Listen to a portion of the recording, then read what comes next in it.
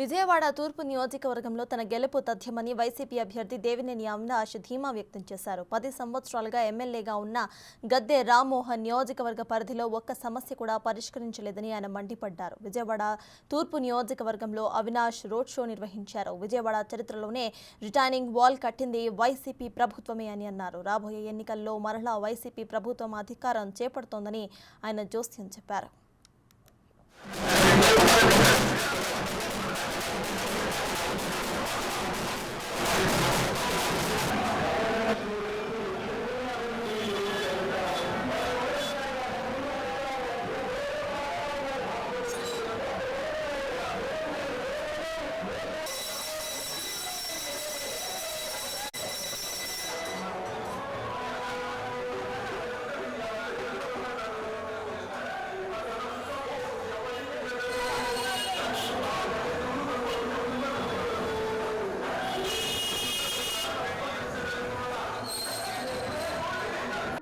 Division నుంచి 9వ division దగ్గర పెద్దలు స్థానిక నాయకులు అందరితో కలిసి మండలాధ్యక్షులతో కలిసి ఈరోజు రోడ్ షో నిర్వహించడం జరిగింది.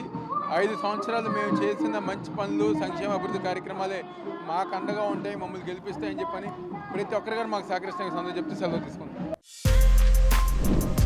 For more videos like this, subscribe Big TV channel.